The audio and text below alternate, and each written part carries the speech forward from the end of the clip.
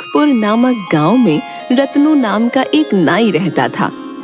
वो गांव का बहुत पुराना नाई था और सभी लोग बाल कटवाने के लिए उसके पास ही आते थे। रत्नू का एक बेटा जग्गू था, जिसे अपने साथ काम पर लगाने के लिए दिन रात उससे मिन्नतें करता था। अरे बेटा, अब मैं बूढ़ा हो रहा हूँ, तुम्हें अब मेरा काम संभाल लेना चाहिए। तुम्हें कितनी बार समझाया है, एक नाई का बेटा नाई ही बनता है, राजा नहीं बन सकता।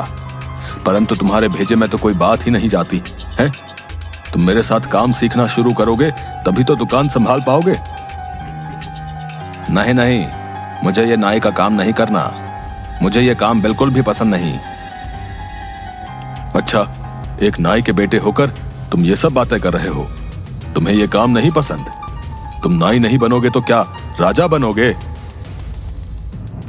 बाप बेटे में आए दिन यही खटपट चलती रहती, परंतु जग्गू किसी भी तरह से अपने बाप का काम संभालने के लिए तैयार नहीं था।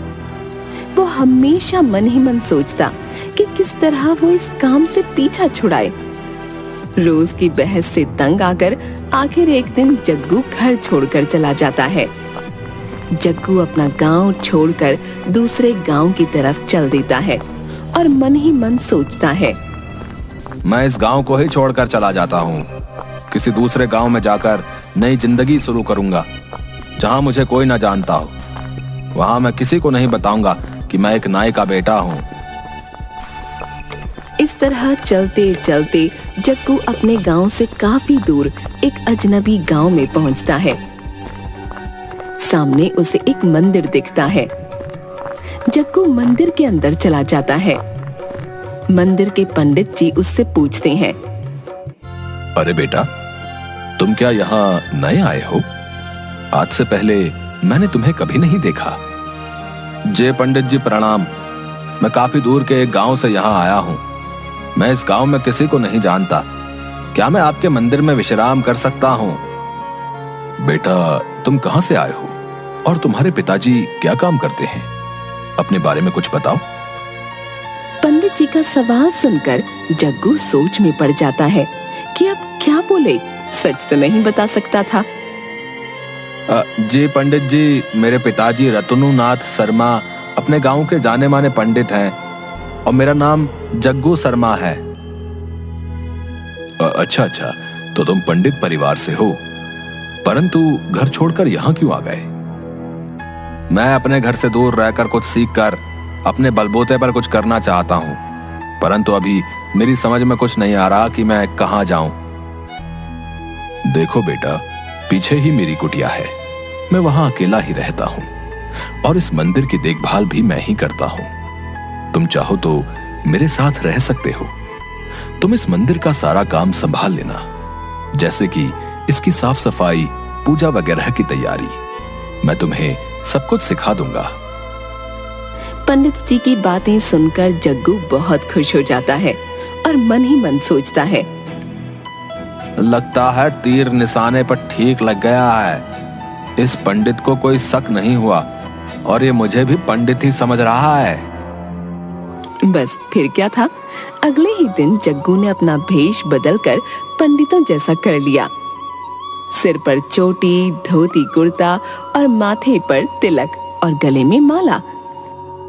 पंडित जी के साथ मंदिर में काम करने की वजह से सभी लोग उसे पंडित ही मानने लगे और वो भी पंडित जी के साथ रहते रहते पूजा की सारी विधियां, मंत्र उच्चारण, आरतियां सब सीख गया। अब पूरा गांव उसे पंडित जग्गू शर्मा के नाम से जानने लगा और उसका जीवन मजे में कटने लगा।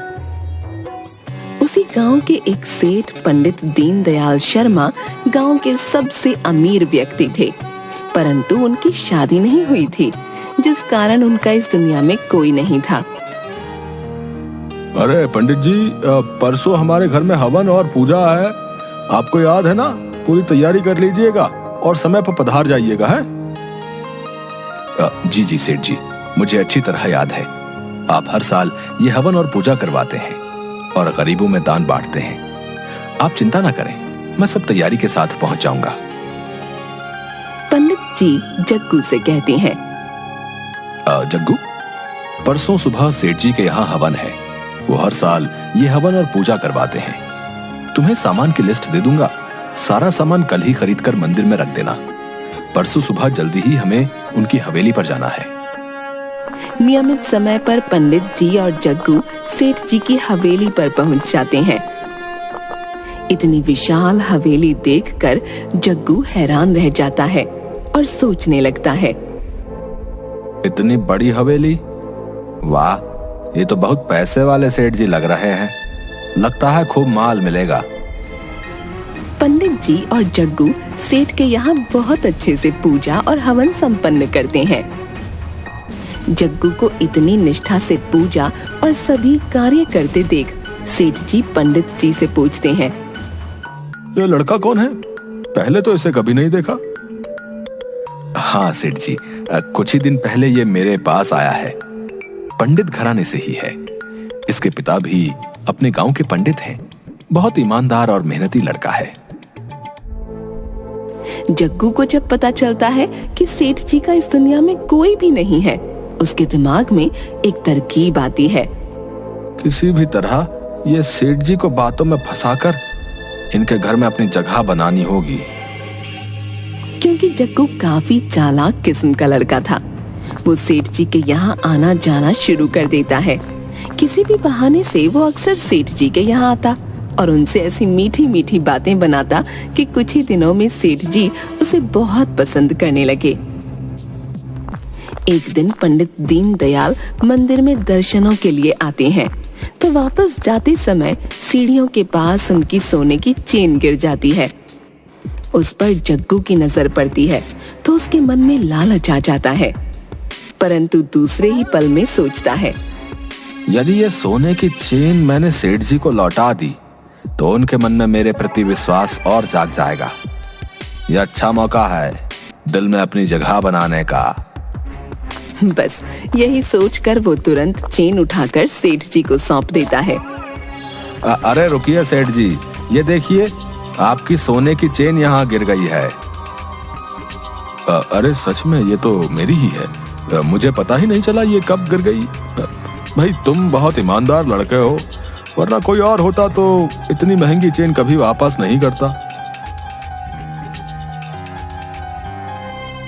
कुछ दिनों के बाद जग्गू मन ही मन एक प्लान बनाता है और एक व्यक्ति को 500 रुपए देकर कहता है, देखो तुम्हें मेरा एक छोटा सा काम करना है।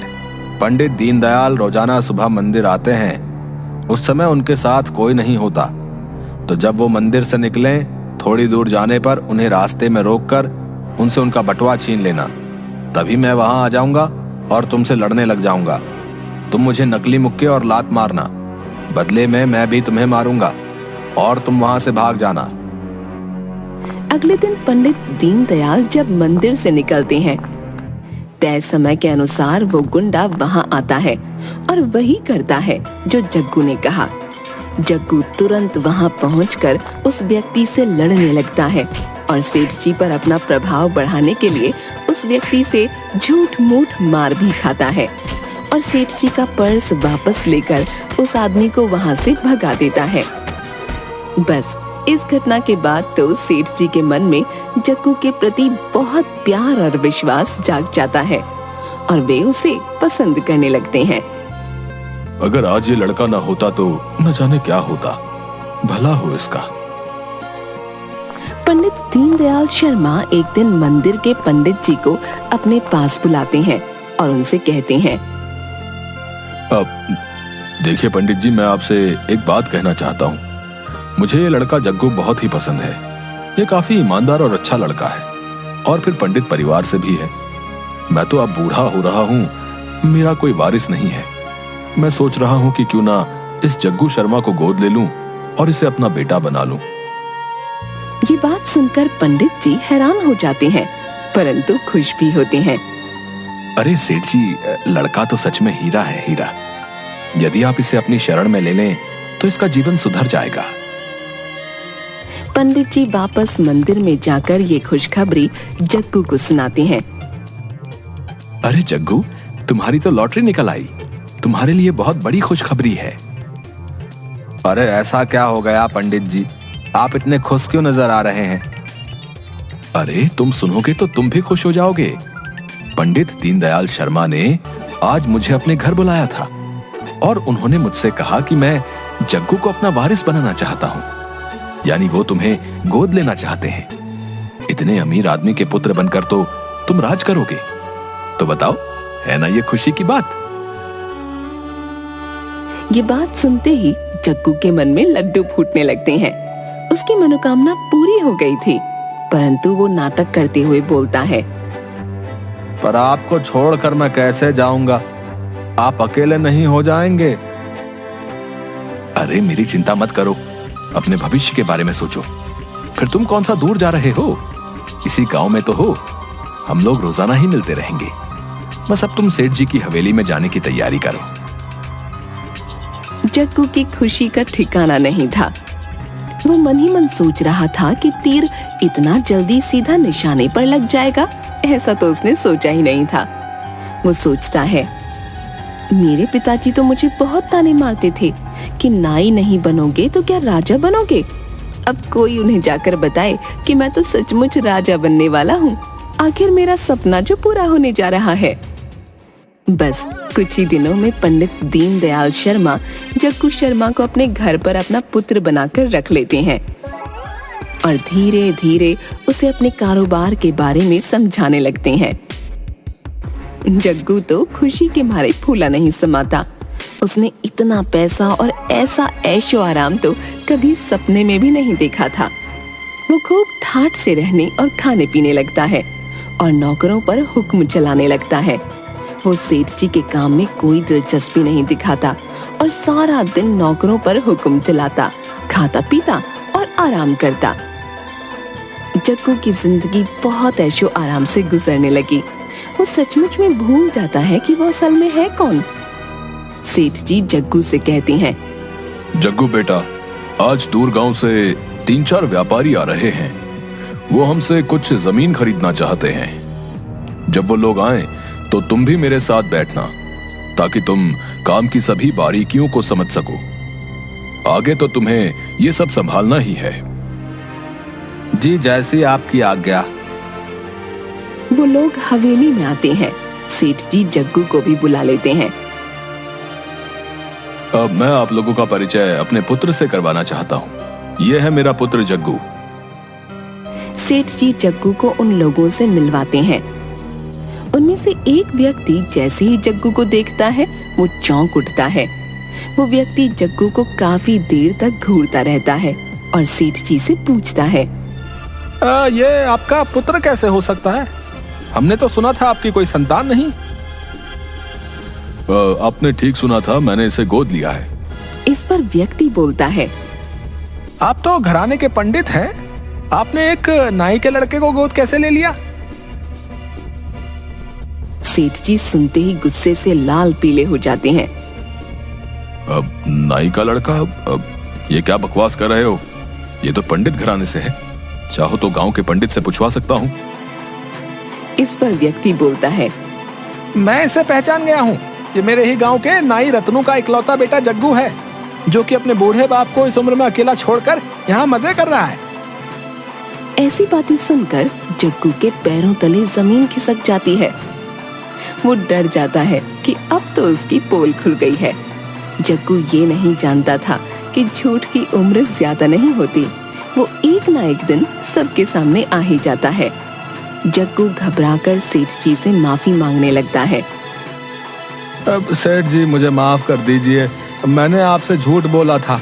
ये व्यक्ति बिल्कुल सच बोल रहा है। मैं एक नाई का ही बेटा हूँ। मंदिर में पंडित जी के पास रहने के लिए मैंने ये झूठ बोला था कि मैं पंडित घराने से हूँ। ऐसी बातें सुनकर सेठ जी को बहुत गुस्सा आता है। अपने नौकरों से कहकर सेठ जी जग्गू को धक्के मरवाकर घर से बाहर निकाल देते हैं। उसका इतना बड़ा झूठ पकड़े जाने पर गांव के सभी लोग उसे उस गांव से धक्के मार मार कर बाहर निकाल देते हैं। आखिर सब जगह से धक्के और गालियां खाने के बाद जग्गू अपने पिता के पास वापस गांव में जाता है। जग्गू को देखकर उसके पिता उसे गले लगा लेते हैं। जग्गू उनसे माफी मांगता है। पिताजी मुझे माफ कर दीजिए। मैंने अपनी हैसियत को भूलकर बहुत ऊंचे ऊंचे ख्वाब देख लिए, और सबसे बड़ी बात यह कि मैंने उन्हें पूरा करने के लिए गलत रास्ता अपनाया। लोगों से अपने बारे में झूठ बोला और आपको इस उम्र में अकेला छोड़कर चला गया पिताजी। इन्हीं सब बातों की मुझे सजा मिली है। आइंदा से मैं ऐसी कोई गलती नहीं करूंगा। मैं समझ गया हूं कि कोई भी काम छोटा या बड़ा नहीं होता। हमें अपनी सच्चाई को अपनाकर पूरी ईमानदारी से अपना काम करना चाहिए, ना कि झूठ व मक्कारी से जिंदगी जीने के बारे में सोचना चाहिए। जग्गू की बातें सुनकर उसके पिता कहते हैं, यदि सुबह का भूला शाम को घर आ जाए तो उसे भूला नहीं कहते। तुम्हें अपनी गलती का एहसास हो गया और तुम लौटकर मेरे पास आ गए। बस मैं तो इसी में बहुत खुश हूं। तुम्हें जिंदगी ने बहुत अच्छी सीख दे दी है। अब आइंदा तुम कभी भी अपने जीवन में रास्ता नहीं भटकोगे।